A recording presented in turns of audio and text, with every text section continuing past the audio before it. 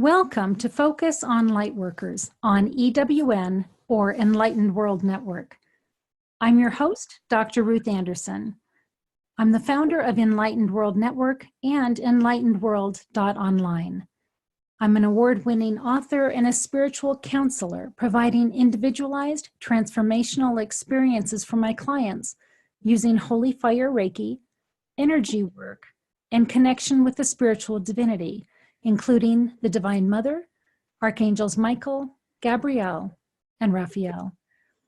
I would like to thank you for taking time out of your busy schedules to listen in.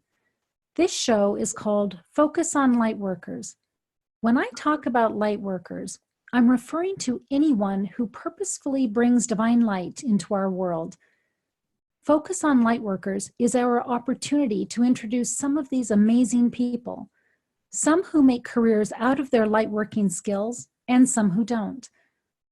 Each of these lightworkers impact others positively and help to make the world a kinder place. I marvel at how Spirit uses synchronicities, divine timing, and coincidences to bring people into our lives. Oftentimes, those people help us to move forward in our personal growth. My becoming connected with our guest lightworker today was one of those synchronistic connections.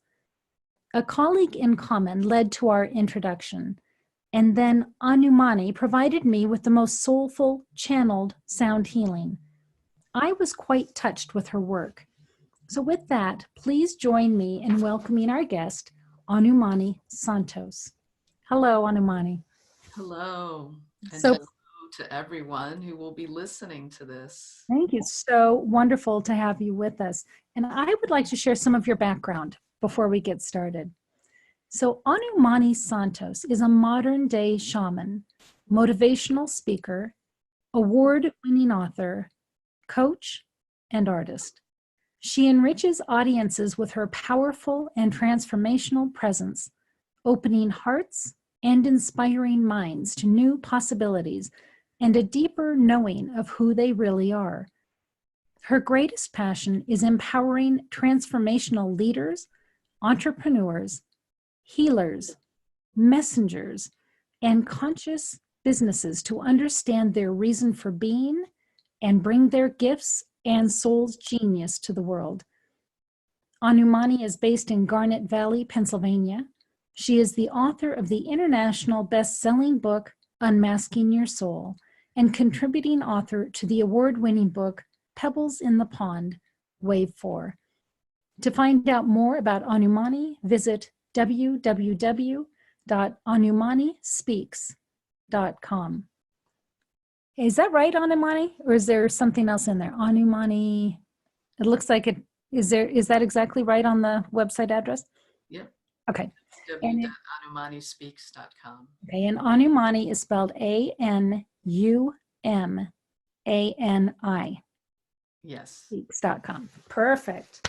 So thank you so much for being with us. And I cannot wait to hear what all you do because I received just a tiny little snippet of what you do. So can you tell us what exactly is it that you do? Sure. So my specialty is working with mostly women. I do have male clients as well who are looking to really embrace their gifts more deeply. Sometimes they know there's something more. They don't know what it is.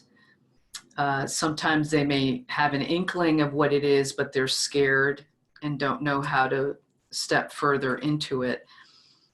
And many times I'm helping to confirm something that is already there. I like to think of myself as a way shower, a guide to the truth that is already within you. So the title of my book, Unmasking Your Soul, really is that I'm a specialist in helping you connect with your soul. However you define that, for me, it's the aspect of you that is connected to all that is. It's bigger than your human body, and helping you to really begin to form a deeper relationship so that this part of you which really holds all the wisdom that you need to know, can guide you on your journey.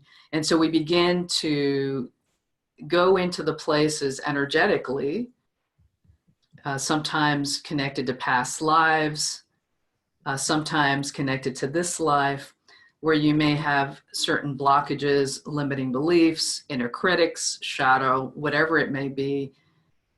And we start to peel that back like an onion to get to the core of who you really are, and really helping the person gain more confidence over time, to trust their own intuition, to trust the guidance of their soul, and to really embrace and embody their gifts. So I'm an activator as well.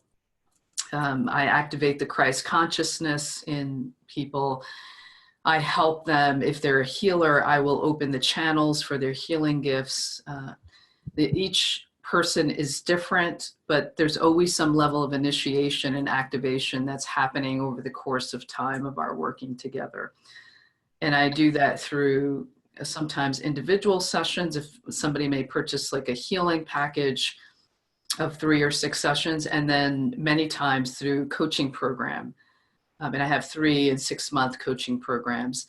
And the coaching programs go much deeper into the work that I channeled in my book, Unmasking Your Soul, where we begin to help the individual unmask and embody aspects of their soul. And there's 12 aspects that are part of what I channeled that really represent a virtue, a soul virtue, like divine love or divine power. And there's a progression to this journey. And we start with divine love and end in chamber 12 with divine Christ consciousness. So through this journey, I'm helping them remove what's in the way of embodying that specific virtue. And it was a download that I received several years ago, and was told that this was the foundation of the work that I was here to teach. You know, I could take an hour just to unpack all of the different things that you just said. But let's talk about that download aspect for a minute, because I think for a number of the listeners, the thought of receiving a download is foreign to them. So I know what I have experienced in receiving downloads. What was that like for you, and who did you receive those downloads from? Sure. So a lot of my experiences, I guess I would term as very mystical, where I see myself being taken into a temple or a specific plane of consciousness. And when I was getting downloads around the book, I remember being taken into this, it was like an etheric library. And there was a symbol, and I work a lot with symbols. Your listeners, some may be familiar with sacred geometry, like the flower of life. There's different symbols out there that are used to open portals, to bring in specific energies. So there was a symbol on the floor of this library, and I was asked to sit in the middle of this symbol. And there was a galactic guide that was present, and they activated this symbol, and I started to feel all this energy just coming into my body. And this happened several times. It was a series of experiences like that over time I would get information. So the first time it happened, I felt all this energy coming into my body, and then I started to feel symbols coming into my body. So immediately after, I actually just sat down and started drawing them out. I didn't know what they meant. It turned out that the symbols represented portals for each of these soul chambers that were going to be in the book. So each chamber has a particular symbol, and there's 12 symbols. that was the first part of what I received. You can think of it as a transmission, that this symbol that I was sitting in was activating something within me to allow the information to transmit into me so that I could write it on a piece of paper. Everyone is different. I know for some people they may experience something like that, where they may be in meditation and they receive a word or words or phrases. Sometimes automatic writing happens where you're just writing what's coming through you. It's a very similar experience that I had. And over time, I continued to be taken to this etheric library and different planes of, consciousness. There were different guides involved throughout the process. I work with a lot of different beings, both, I would say, more earthly ascended masters of light plus galactic beings. And it came to a point where some of that transformed into working more directly with Christed beings. So like Jesus and Buddha, who were transmitting some of the information that was needed in the last part of the book. So that it's broken up into 3 sections. Truth is the first 4 chambers, where we're really helping the individual connect more with what is their big why, their mission on this earth plane. And then light, which is about a deeper connection with your soul, that light part of you. And then healing, which is the embodiment of all that. And you can think of that as kind of like the merging of your soul more deeply with your human essence, so that that soul part of you can help you live from that place on a daily basis. And so it took me about 15 months to write the book. And again, I would write, and then there were times where I had to put it to the side because I had to shift through something that was being triggered within me, because as we write, all the places that need to heal start to surface. So what's in the shadow starts to come up. And I certainly experienced that throughout the course. And they would say, okay, well, you're not in the right vibration. So I would put it to the side and work through something and then start writing again. So many similarities with my work, actually. So it's really fun to hear how this has come alive in your life. So my last book was called Listening to Light. So when you were talking about the light part of that, I was like, oh, I really want to hear what they were telling you, because I know what I was hearing from them. So that's really exciting. So were you already open to receiving this kind of information? Can you tell us about your past? What is it that got you to this point where you were actually in a place of being open to hearing these messages? Sure, lots of inner work. I had, I would say that I used the term asleep. I was still asleep for a good part of my life. And in 2003, I had a dream. And so most of my life I spent in corporate environment, and was in corporate environment when I had this dream. And it was a time in my life where I could feel my soul calling me forward. I didn't have those words before the dream. This is kind of in retrospect, calling me forward. There was something calling me forward saying, there's something else you're here to do. And there was a lot of unhappiness and sadness within me. I was in a difficult marriage. My work was long hours. My body was very stressed, really going through what some might call a dark night of the soul, where there's all this stuff happening inside, lots of turmoil.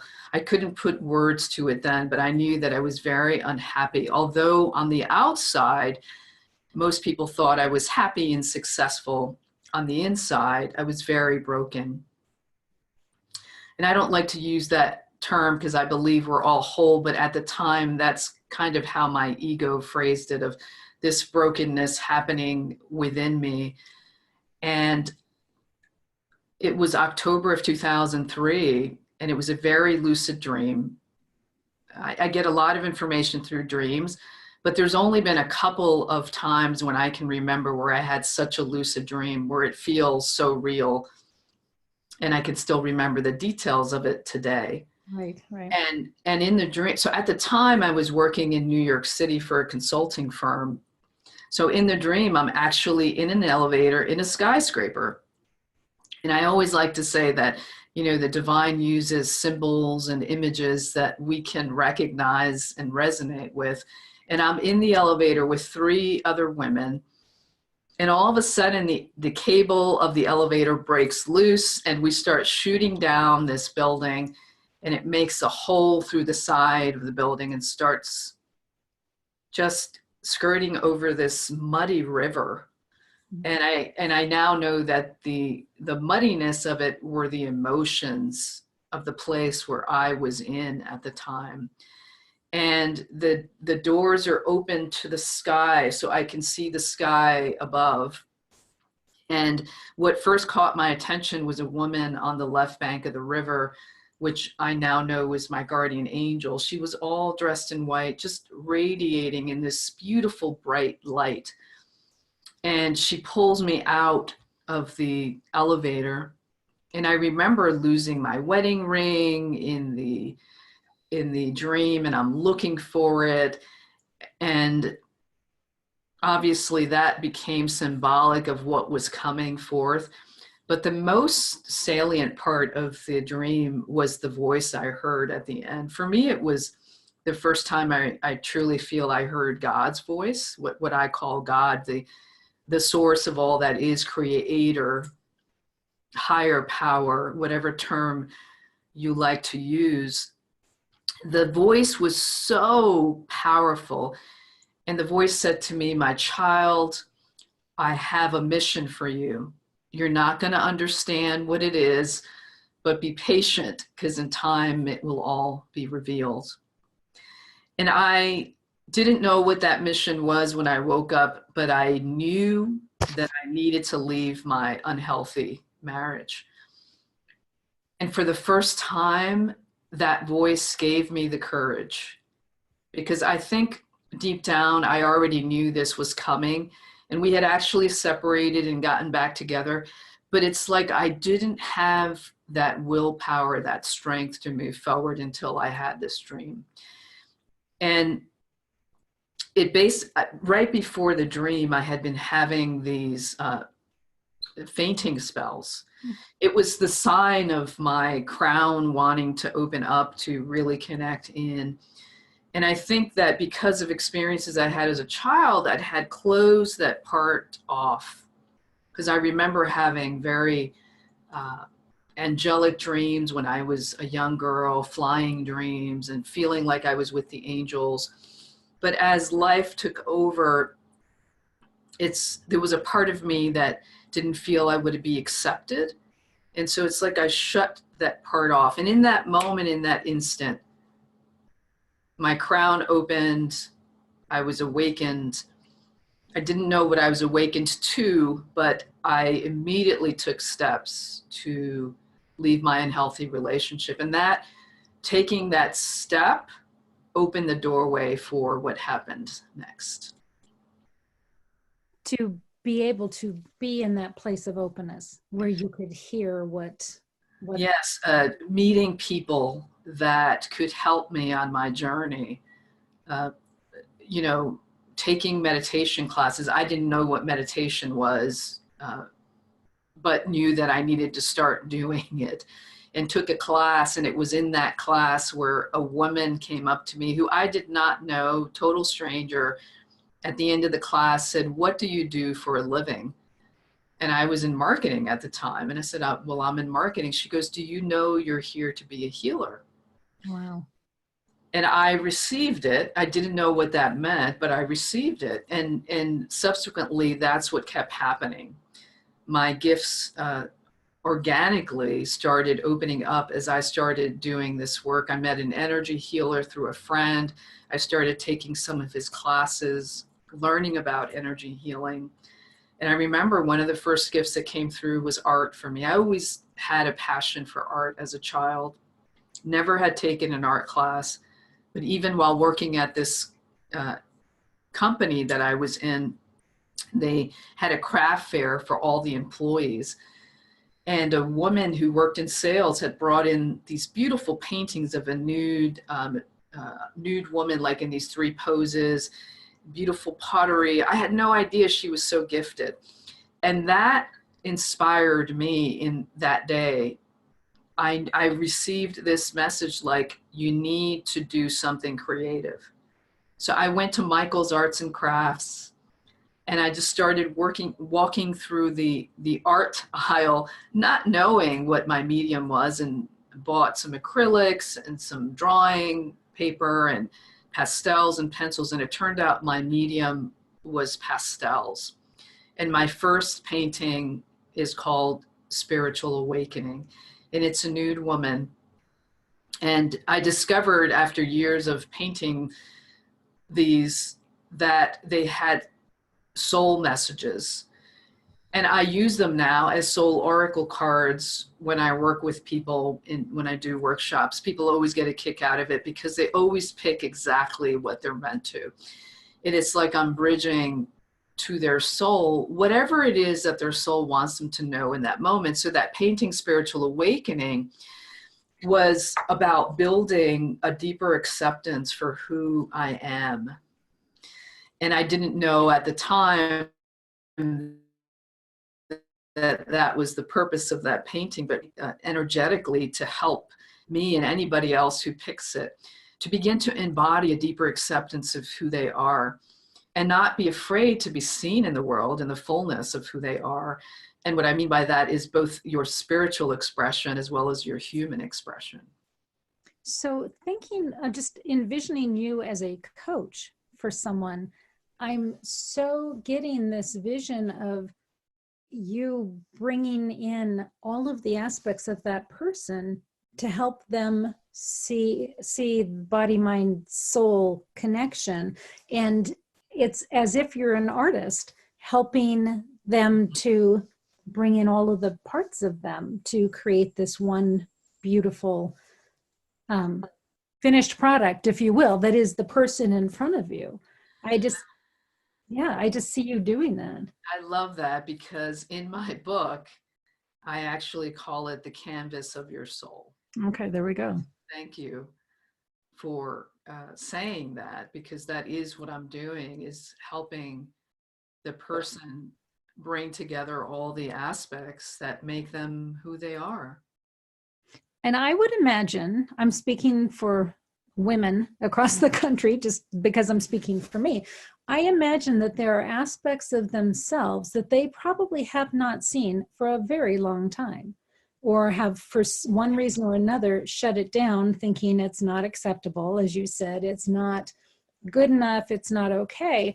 And I'm wondering, is part of what you do when you're coaching is to help people see and acknowledge those parts of themselves that they haven't seen for a very long time, or maybe don't even know that they exist? Yes, absolutely.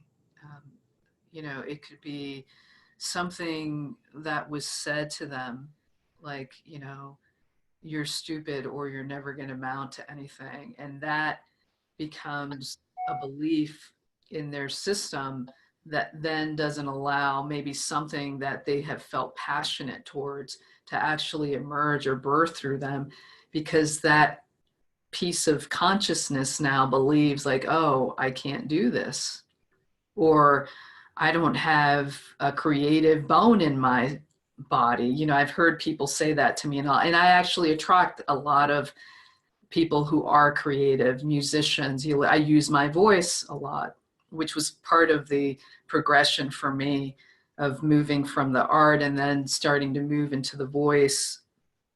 And, channeling, really just 5 or 6 years ago, even though the dream was in 2003, it took me that long to get the stuff that was in the way of that particular gift coming through. So I attract a lot of people who are like me, who have all these hidden treasures, right? And they don't know they're there, or maybe somebody made them believe that that really wasn't a hidden treasure, that they should suppress that. Right. Would you say that the bulk of your clients are already on some sort of journey? Yes, most of them are spiritually awakened. Some more advanced than others. The work in my book is very deep work, so that tends to attract people who, you know, are teachers, are spiritual teachers, are here to do write books and get messages out and really help with the shifting of the consciousness and the ascension of this earth plane. So most of the people that I work with tend to be open in some way, different degrees of openness and awakening, but definitely. I tend not to work too much with people who maybe need to have a deeper, what's the right word? Because I'm not trying to label people, but most people that I work with have had some sort of spiritual experience, be it reading a book like a Marianne Williamson, and so they start opening themselves out to believing in something bigger, you know, a higher power. I don't tend to work with people in trying to convert them or open them up to spirituality. Most people who work with me, they know that they're meant to work with me. And I do believe that spirit puts us in alignment with the people that are supposed to be instrumental in our journeys. Yes. So that makes perfect sense, that the folks that would come to you, there's a reason they're coming to you and not going to somebody else. Yes. Yeah. The other thing that I was thinking while you were talking was, had you not walked through your own life experience and then either coached yourself or went to others and received coaching, I'm not sure you'd be as effective in doing what you do, because you can help people really come through a journey having been through a journey yourself. Absolutely. I believe that everything we experience is part of the divine orchestration of the journey we're on, and that as we walk that journey and go through our own experiences, then we are able to help others, guide them to that same place. So absolutely, I've been through, you know, health issues, near-death experience, lots of different experiences that opened the doorway for me to be able to do this work. And it's interesting, I look back now, the marriage of, you know, I started my career as an electrical engineer, so very left brain. That's right. And now I'm marrying both worlds. I can navigate that because the spirit part is coming in now to help navigate that left brain, even when I'm doing, you know, process work. It's a different way of being and doing that I know I'm here to teach also in corporate environments. I was And, going to and ask so, you about that. yeah. When you do work in corporate environments, what do you do? Who are you working with? So I work with, right now I'm working with a nonprofit, but usually it's to help with some sort of change. So my expertise is in change management, transformation, uh, marketing, strategy work. I've done other things, you know, even project management, which is very left brain, but part of what really I'm coming full circle now to be able to help companies be more conscious. And so there's this whole movement around conscious capitalism.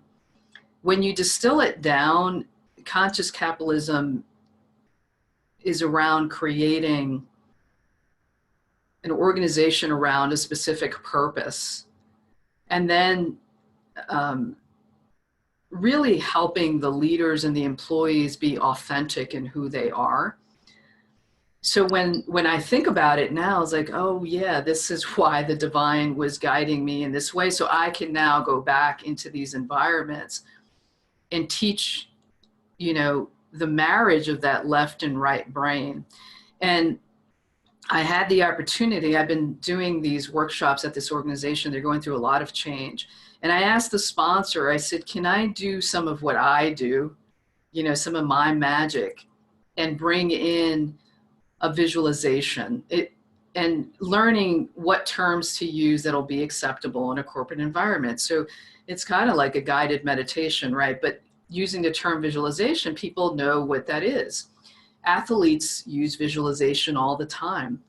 So I was doing a workshop, and I did several of these, and there were different levels of people, some senior people, and then some of the staff that were involved in this change. And I had them all envision. We did a short guided meditation. They needed to create some guiding principles in the workshop. So I did a guided meditation to help them envision, like, what would this environment look like if they were already doing this new model that they were being asked to do? What would it be working with their colleagues? What would it be like working with their customers? What would it be like working for this organization? And it was amazing. Every single person closed their eyes. I was looking at the group and just in gratitude that I was there now, coming from a different perspective of when I started my career years ago, and being able to bring this element of visualization, which was helping them tap into a deeper part of themselves, so that when I broke them up into teams, they could collaborate in a different way. And one guy said to me, like, he actually took a little bit longer to come back into his body. He said, oh my God, I had these amazing visions of being with the teams and us doing all these wonderful things. And another person said to me, oh my God, I just saw all these wonderful things happening for this organization. It was so uplifting, I think surprising for them, because they had never done this before. And I was grateful that they allowed me to do this. And I also knew that this was the beginning of what I was bringing back into corporate environments, of bringing this light part, this right brain part, this spirit part, and making it something that is not woo-woo or taboo, that it actually helps teams be more innovative, right? Helps them tap into something deeper. It helps them be more of themselves in an environment. And I know that this organization wants that.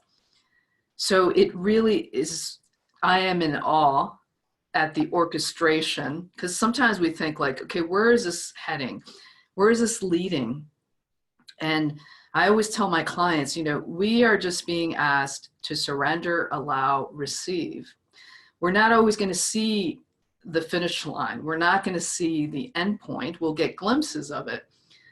But the more we surrender to the process and just be who we are in the moment, we are opening the doorway for others to do the same, to then move forward into deeper places, into deeper awareness of who they really are and what they're here to do.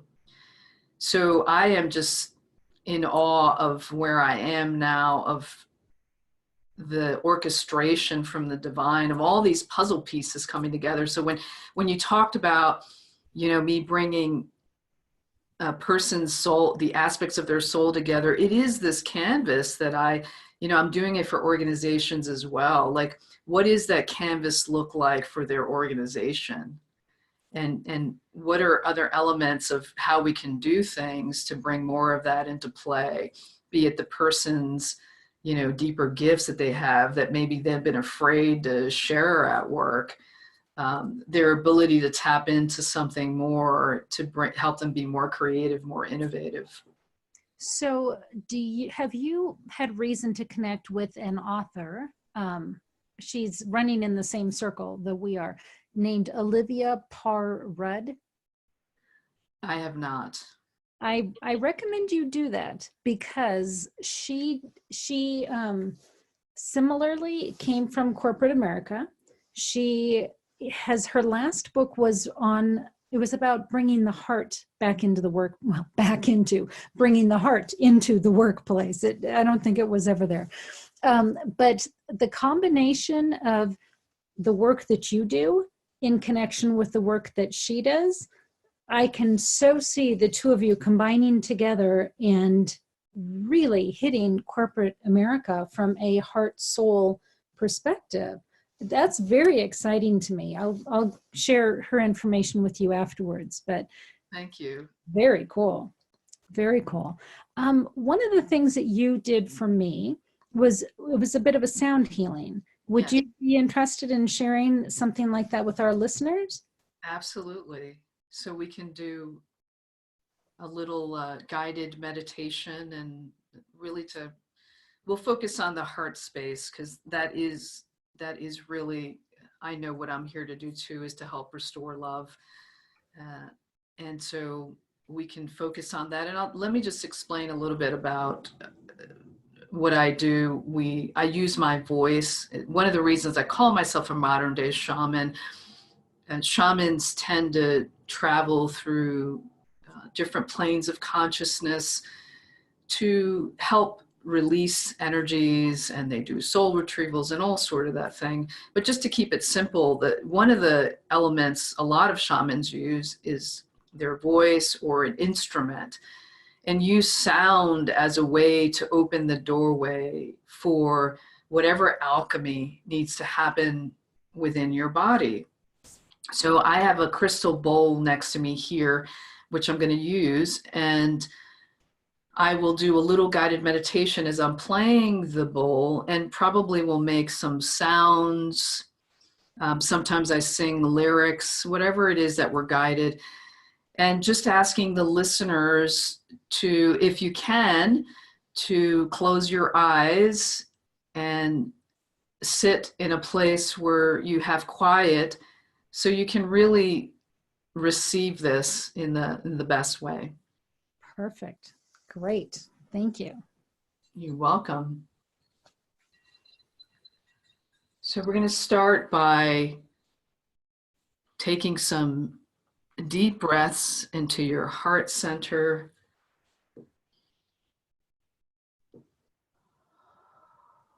And as you're breathing, I just want you to imagine that the breath is moving from the top of your head all the way down through your feet. Breathing in and holding that breath, and then exhaling out. And as you're doing that, setting an intention for whatever it is you want to receive in this moment. You can think of something maybe that you're feeling physically in your body. Maybe there's a particular problem that you're dealing with now. And we're just asking the divine and your soul to support you in receiving whatever you need to receive to help you release what's in the way in this moment. So continuing to breathe into your heart and bringing whatever that situation or problem is into your heart center. If it's something you're feeling physically in your body, then bring your awareness to that part of your body. And we're inviting in our spiritual teams and guides, inviting in your divine self, the aspect of you through which your soul communicates with you, bringing them very present into your space so you can feel their presence with you, holding you, loving you, guiding you. And I want you to just imagine that there's this beautiful stream of pink light just hovering over your head right now. And it's going to start to enter through the center of your head and travel down into your heart space. And just feeling that beautiful pink light just swirling around all your heart and beginning to move through your body and going to all the places within you where there may be some tension or some energy that needs to be alchemized in this moment. And imagining this pink light streaming through your etheric body, your spiritual body, your mental body, emotional body, physical body, all receiving this light.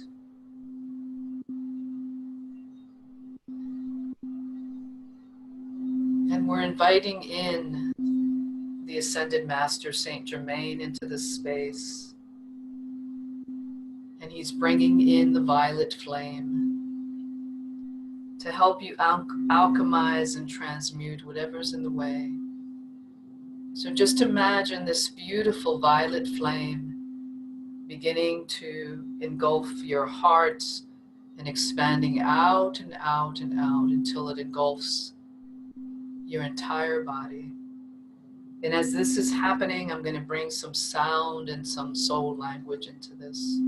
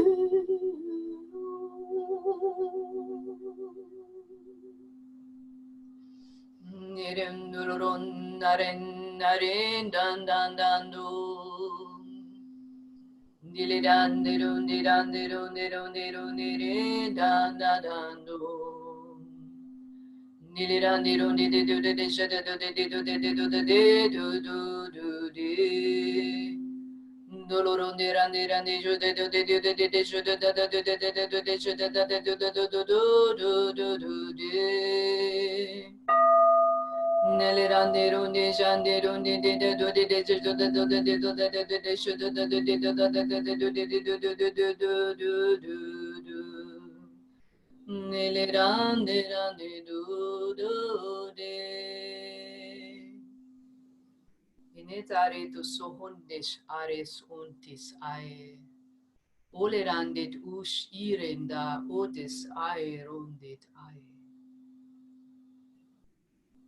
Releasing, aligning, awakening the parts of you now that are ready to step into a new vibration, a new energy of your existence, the you that is already there, embracing and embodying a deeper aspect of your soul, of who you are.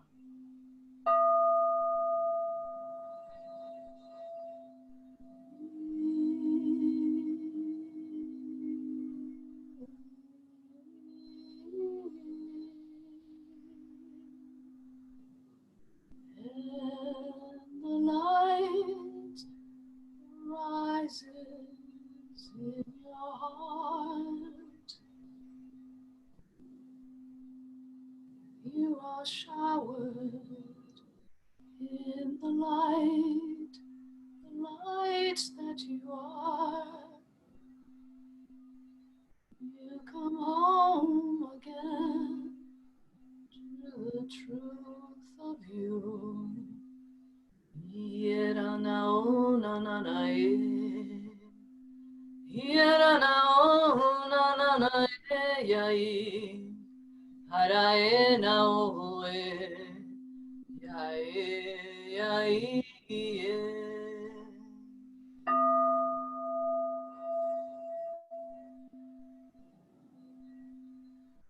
just allowing the codes of light to awaken within your field, within your body, within your core essence. Embracing and embodying all that you are. Allowing these codes of light to lift you, to hold you in a new place of being. Initarit ush alerundit irit ait ush orin. And so it is. We seal your field in all of that so you may have it continue working with you over the next several days. We thank all the beautiful beings of light that are with us. As you begin to bring your awareness back into your body, feeling yourself more present wherever you may be sitting. 5, more present. 4, more present. 3, more present. 2, more present. And 1, fully present in your body. Wow. Thank you, Anumani. That was beautiful. It felt like such a rich combination of shamanism and energy work and channeling and divine light. It was like a delicious smorgasbord right there in one session. Thank you for sharing that with us. You are very welcome. My pleasure. Wow, I just want to sit in that for a minute. So let me just recap. So Anumani is a co-author of Pebbles in the Pond, Transforming the World One Person at a Time, and your own book, Unmasking Your Soul, which I can't wait to read personally. And just a couple more quick questions. What are you looking forward to in the future? Where is your path leading you at this point? Looking to support, right now I'm focusing more on the corporate environments. I'm still doing individual coaching, so I have coaching clients and aspire to continue doing that. I look forward to taking my work internationally, being able to speak more in different places. I have a group of workshops that I've been doing that focus on the work in my book. They're called Coming Back Home to Self, and there's a couple of levels of it. And I am being guided to start writing again. My book is actually a trilogy, so I still have 2 more books in the trilogy to write, and more books, I believe. So really just following the flow of this beautiful harmony that I'm feeling within me, of this embodiment, a deeper embodiment of my soul and my human aspect, and being that for people, be it in a corporate environment or in a workshop setting. I want to do retreats and, like I said, speak around the world, but taking it one step at a time and allowing the unfolding to happen naturally, and just enjoy my time working with people, my time here on this earth plane, and just letting love guide the way. That's beautiful. And the best way for folks to connect with you is at your website. Is that right? They can connect with you there. So www.anumanispeaks.com. That's beautiful. And Anumani, do you have any last thoughts you'd like to leave with us today?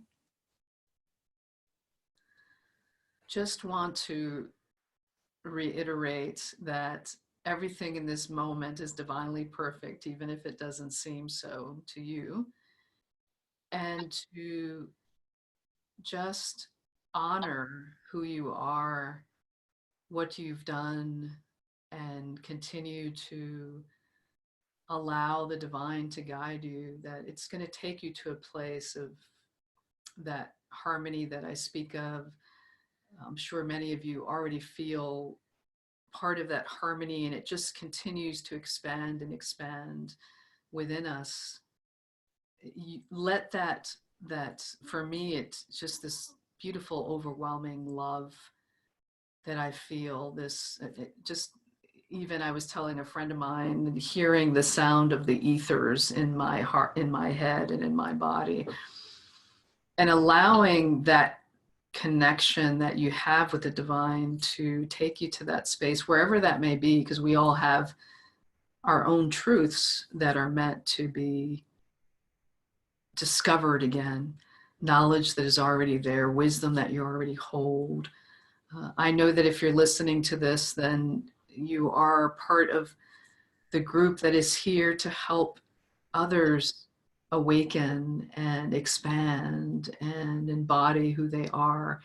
And so I honor each and every one of you. I thank you for saying yes to your soul and doing this work so that we together can help shift the consciousness and help ascend this planet. You know, I'm just being inundated with a particular color right now, and it just feels like it's you at this moment right now. It's really a beautiful, it's like a mustardy yellow copper, and it's just beautiful, and it's rich. And I have been feeling that with you. Actually, the last time I spoke with you, I felt it too. So I just think that there's some real healing in that color coming through right now, at least for me. Thank you. Yeah, well, so folks, that's all that we've got time for tonight. I want to thank you so much for being with us, and for our light worker tonight, Anumani Santos, for joining us. And thank you, Anumani, so much. My pleasure and honor to be with you here all. Thank you. So to our listeners, I would say thank you for listening in. It is always a pleasure to have you with us. It is truly my honor to be among the hosts of Enlightened World Network. So good night, all, and God bless.